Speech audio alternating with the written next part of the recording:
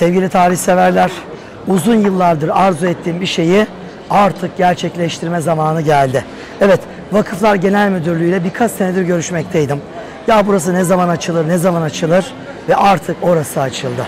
Orası Terra Santa. Bakın şu an biz İstiklal Caddesi'ndeyiz. Görüyorsunuz caddeyi boydan boya. Caddenin bu ucunda tünel var. İsveç Konsolosluğu gözüküyor. Hemen şurada Rus Konsolosluğu gözüküyor. Bu tarafa döndüğümüz zaman Hollanda Konsolosluğunu görmekteyiz. Bunlar zamanın büyükelçilik binalarıydı. Ankara 1923'te başkent olunca İstanbul'daki büyükelçilikler oraya taşındı ve buralar sadece birer sefaret binası, yani İstanbul konsolosluklarına dönüştü. Genel ülke konsolosluklarından. Şimdi şu postacılar sokaktan içeri gireceğiz. İtalyan ve Fransız sarayının arasında bizi müthiş bir yapı karşılayacak. Terra Santa, İspanyol manastırı. İspanyolca terra toprak demek. Santa kutsal demek. Yani kutsal toprak. Kutsal toprak ne demek? Kudüs demek. Kudüs mü? İstanbul'da Kudüs diye bir kilise mi var? Evet var. Ve o Kudüs kilisesi yıllardır kilitliydi.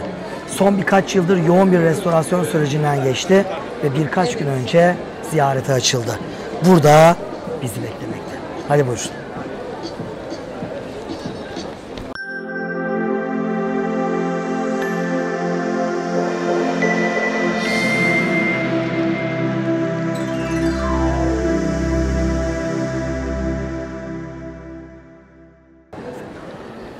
Bu yokuş son derece enteresan bir yokuş. Neden?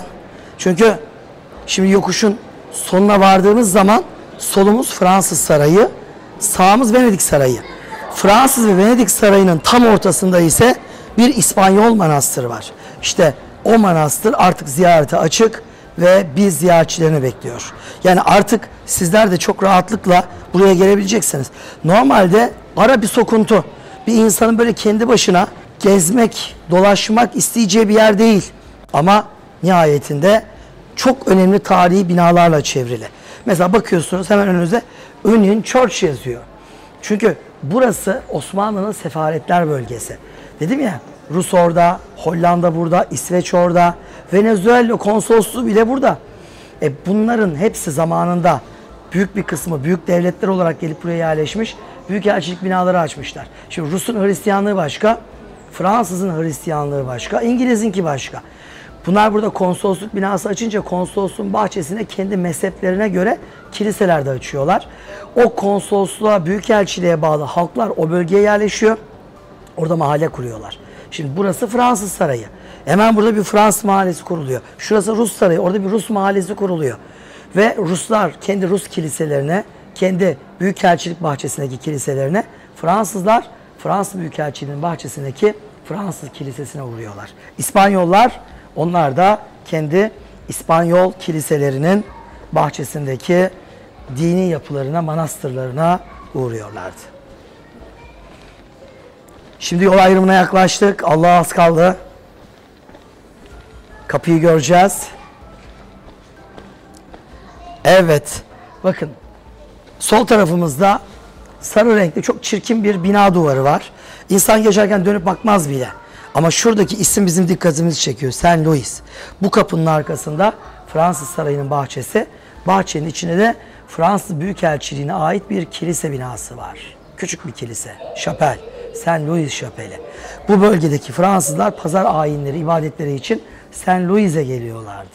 Bu şekilde Kanuni Sultan Süleyman'ın izniyle Frances'in 1. François'nın inşa ettirdiği Fransız Sarayı. Tabii orijinal binası günümüze ulaşmadı. Daha sonra yenilendi. Ve işte karşımızda yıllardır açılmasını beklediğim o kapı.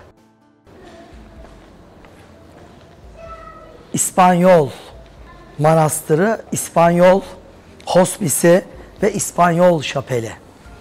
Terra Santa. Bakın altta ne yazıyor? Terra, toprak, Santa, kutsal, kutsal toprak. Kudüs Kilisesi. Kudüs adıyla bir manastır. Üstte ne yazıyor? Şapel. İçeride bir şapel var ve devamında ne yazıyor? Hospitium. Yani hospis. Burası aynı zamanda bir otel. İspanyol hacılar İspanya'dan yola çıkıyorlardı. Gemilerle İstanbul'a geliyorlardı. İstanbul'da bir süre kalıyorlardı ve buradan Kudüs'e gidiyorlardı. Kudüs'e gitmek için İstanbul'da oyalandıkları dönemde nerede ikamet ediyor, konaklıyor, besleniyor ve ibadetlerini yapıyorlardı? İşte bu kapının içerisinde. Vakıflar Genel Müdürlüğü birkaç yıldır burasıyla uğraşıyor. Burası için ciddi masraf yaptılar, restore ettiler, pırıl pırıl oldu ve ziyarete açıldı. Hadi girelim.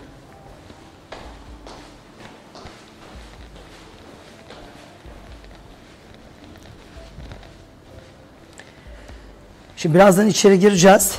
İçeri girmeden bir konuyu sizinle konuşmak isterim açıkçası. O da nedir? İspanyol Hristiyanlığı. Diyeceksiniz ya farklı farklı Hristiyanlıklar mı var? Var tabii ki. Etiyopya Afrika Hristiyanlığıyla Kıpti Mısır Hristiyanlığı arasında farklar var. Katoliklerle Ortodoks, Evangelistler ve Anglikanlar arasında farklar var. Normalde İspanyol Hristiyanlığı Avrupa Hristiyan dünyası içinde bir noktada bir numaradır. Şimdi mesela Katolik dünyanın merkezi neresi? Vatikan, yani İtalya, Roma. Vatikan'da İsviçre halkına mensup özel korumalar vardır. Böyle balon pantolonlu, balon kollu böyle değişik kıyafetleri olan, yöresel, geleneksel kıyafetleri olan İsviçreli askerler. Sadece İsviçreliler Papa'yı koruyabilir. Neden? İsviçre 1. ve 2. Dünya Savaşı'na katılmadığı için tarafsız bir devlet. Yani onların askerleri koruyor. Peki Papa hangi ülkenin bünyesinde barınıyor? İtalya. Avrupa Katolik dünyası içinde o zaman İsviçre mı, İtalya mı? Hangisi daha Katolik? Hangisi Papa'ya daha yakın? Hiçbirisi. En yakını İspanya'dır. İspanya Katolikleri bu işin en hizibidir. Yani en radikalidir. En bağnazıdır. Neden İspanyollar ipi göğüsler bu konuda? Reconquista'yı gerçekleştirdikleri için. Avrupa'yı, onların tabiriyle söylüyorum, Müslümanlardan korudukları için. Müslümanlar tam 850 sene boyunca dünyanın en yakışıklı, en bilimsel, en edebi, en kültürlü devletini kurdular. En sanatlı devletini kurdular. İspanya'da Endülüs devleti. Başkenti Kurtuba'ydı. Sonra Sevilla oldu. Son başkentleri Granada'ydı. Bu muhteşem devlet kan kaybetti, parçalandı, zayıfladı. Hristiyan küçük küçük krallıklar büyüdü, bir araya geldi. Kastilya'sı, Aragon'u, şusu busu ve Müslümanları yiye en son Granada'yı, El Hamra'yı, yani Beni Ahmer devletini düşürdüler ve İspanya'da Müslümanlıktan eser bırakmadılar. 850 yıllık o büyük medeniyetten geriye. Ya bir mezar taşı, ne bileyim Müslümanlara ait bir iz, bir süs kalmaz mı ya? Kurtuboğlu Camii'den küçük bir kısım, Sevilla'lı Camii'nin sadece minaresi, bir de azıcık Elhamra Sarayı. Bitti gitti. Her köşe başından. O muhteşem medeniyet fışkırıyordu halbuki. Evet, öyle olduğu için İspanyol Hristiyanlığı çok azılıdır. Ama çok ilginç bir şey var. Avrupa'yı sizler de gezmişsinizdir, gezenler bilir. Bir İngiliz'i, Fransız'ı, Alman'ı, bir de İspanyol'u koyun yan yana. Üçü birbirine benzer, İspanyol'un bunlarla alakası yoktur. Ne kadar öldürseler, yok etseler, soykırıma maruz bıraksalar da o Müslüman kanı İspanyolların kanında hala ve hala dönmeye devam etmektedir. Bunu ben söylemiyorum, İspanyollar söylüyor. İspanyol manastırında size daha gezdireceğim çok güzel yerler var, bunları da anlatacağım. Kurtuba'nın ruhu, Endülüs'ün ruhu ve o ruh hala dolanıyor ve bu insanlar kendilerini sorguluyorlar. Şu son Gazze soykırımında da İspanyollar şaşılacak şekilde renklerini belli ettiler. Konuşalım. İlerliyoruz.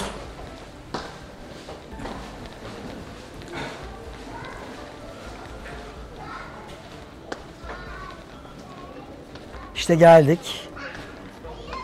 Görüyorsunuz çok güzel bir bahçe. Aslında Boğaz'ı görüyorsunuz değil mi? Bakın şöyle baktığınız zaman Boğaz, gemiler geçiyor. Karşı tarafta Selimiye Kışlası gözüküyor. Kadıköy, Üsküdar arası çok net. Şimdi buranın halkımızın ziyaretine açılması bence çok güzel oldu. Neden çok güzel oldu? Çünkü bir kere yıllardır Taksim Beyoğlu tur yapan bir kişiyim ben. Ve bu turlarda en çok üzüldüğüm nokta şu. Bu turlarda biz hep bu büyükelçilik binalarını caddeye bakan cepheden gördük. Hep caddeye bakan cepheden gördük. Halbuki bu büyükelçilik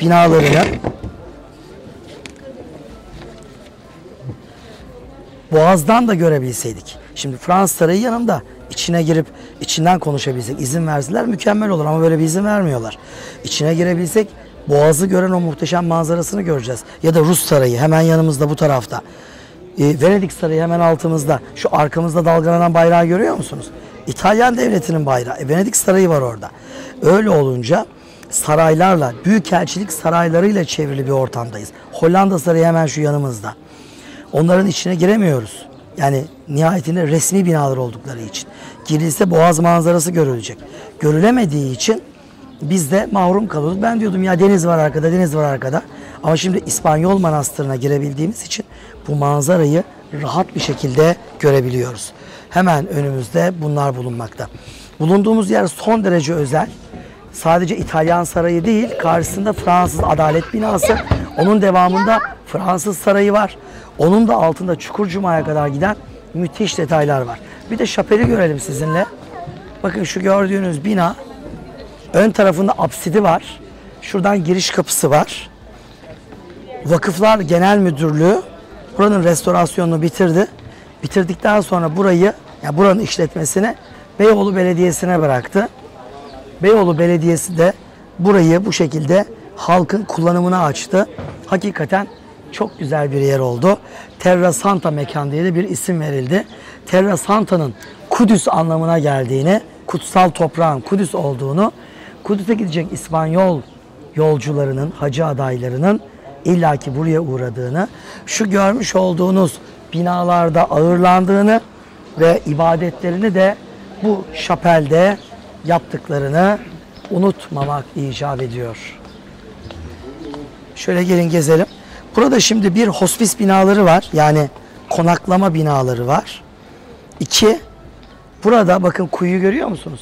Tarihi bir kuyu bileziği var burada. Tarihi bir kuyu bileziği var.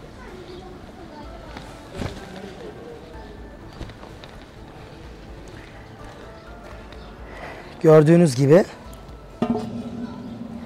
bakın tarihi kuyu.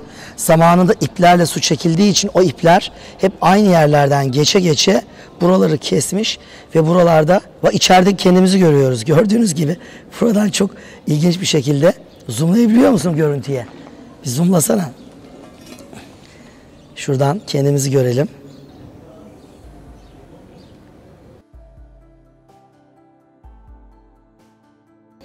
Evet, kuyunun içindeyiz ve kuyudaki yansımamızı görmektesiniz.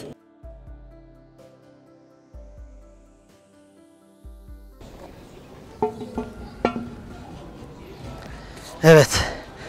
Şapel binası burası. Kuyumuz burada. Burada bir de minik bir ayazmamız var. Yani bu yapıya ait bir ayazma. Normalde ayazmalar Ortodoks Hristiyanlığında olur. Katoliklerde pek görülmez. Ama burası İstanbul olunca burada da böyle bir ayazma kendisine yer bulmuş.